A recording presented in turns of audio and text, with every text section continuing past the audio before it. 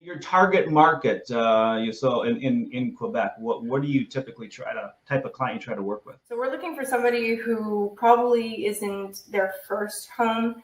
It's probably somebody who's had a home before, a little bit more life experience, family. They want to get upgraded to another home, and they want to be able to customize that and maybe change the layout and get exactly what they want. Okay. So we're not the cookie cutter where, maybe a family who is just starting off or where they are looking for a home, but it doesn't matter. They just need a home. That's not us. So we're really focused on people who kind of know more what they want. First time move up buyer that's had some experience in what they don't like on their first home? Yeah, probably a lot more like that. Okay. All right. And that 475 you mentioned was your average. Where's your breadth of offering? Like, where's a starting point and where's like maybe a high-end home for you? So if we're looking at basically kind of like we have predetermined models that, clients can pick and choose from to give them ideas, but we have one that's starting at around 300, but we're building a home right now. It's 1.5. We have other homes that are in workflow that are, 1.8, close to 2.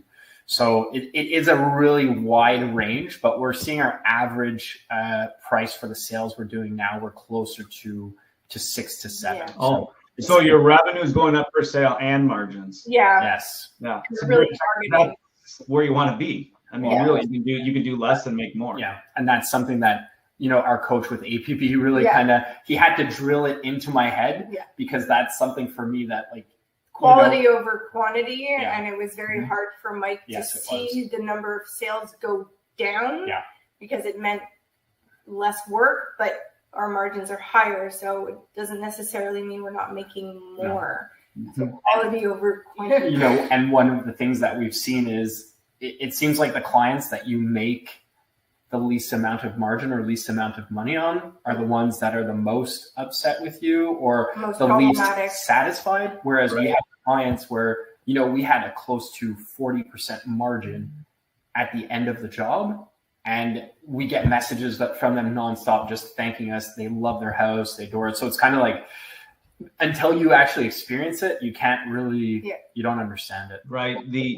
The key, and that's so true. I think when I work with partner with builders too, I said, look, the goal for us is to deliver you enough opportunities so you can say no to the wrong ones and yes to the right ones and feel okay about doing that. Yeah. And it's really hard to wrap your head around that because when you're in your own, when it's your own business and it relies on you to make money, when you see those numbers go down, it's really hard to, I guess, trust the process.